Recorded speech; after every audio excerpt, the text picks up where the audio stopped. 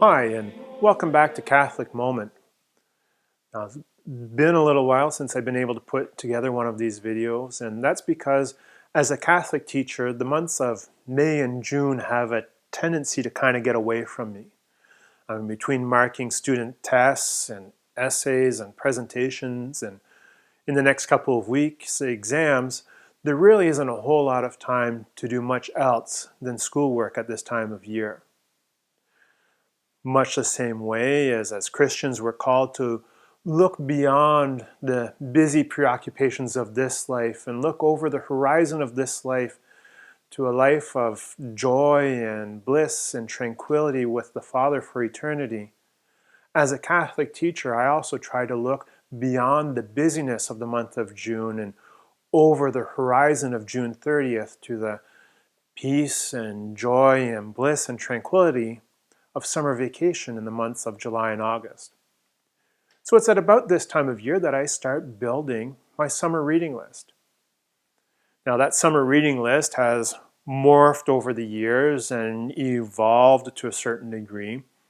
For example, when I was a teenager and young adult, my summer reading list was comprised mainly of fantasy novels, the likes of Tolkien's Lord of the Rings or Lewis's Narnia series, as I loved reading the exploits of dwarves and elves as they took on the evil of their world.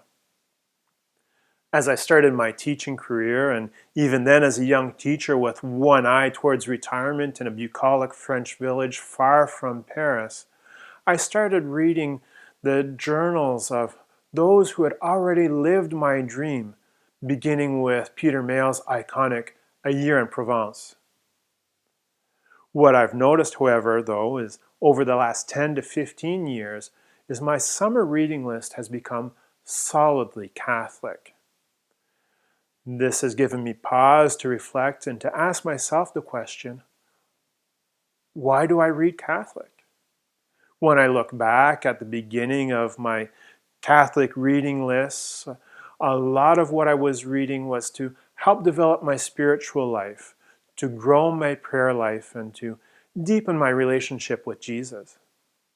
What I found is more recently, the books on my reading list are a little more catechesis oriented, the nuts and bolts of the faith, if you'd have it that way, in an attempt to grow to a deeper knowledge and understanding of what we believe as Catholics and why we believe it, and why do we as Catholics do the things that we do. What I found is in reading these kind of works is it's put me in a better place to defend the faith in the public square, and when my students ask those tough questions of faith in the classroom, to be able to answer them and guide them towards the truth that they're longing for.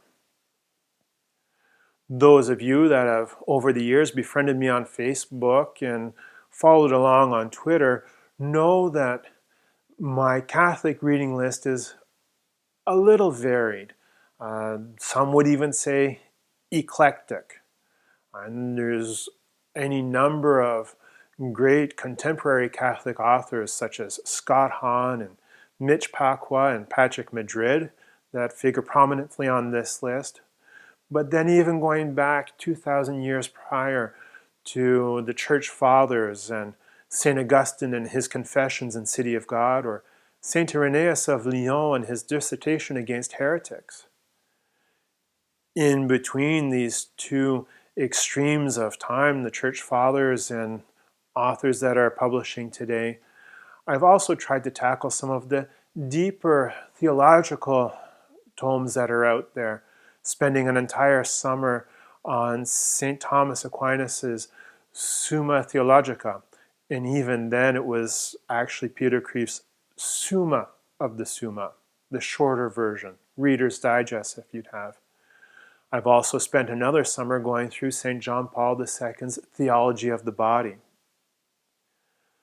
As I'm beginning to build my reading list right now, and the pile of books on my nightstand is getting higher and higher, much to my wife's chagrin, I'm still looking for other authors or titles to add to my summer lineup. So I'd like to invite you to take a couple of moments, if you will, to, in the comments below, make note of your favorite Catholic author or your favorite Catholic title. I'm hoping in this way that we'll be able to help each other out build a Catholic library and help guide each other on a path to a better understanding and knowledge of who we are as Catholics so that we can go out and defend the faith in the world. So, I'm Robert Leblanc, always on the lookout for a good Catholic book, and this has been A Catholic Moment.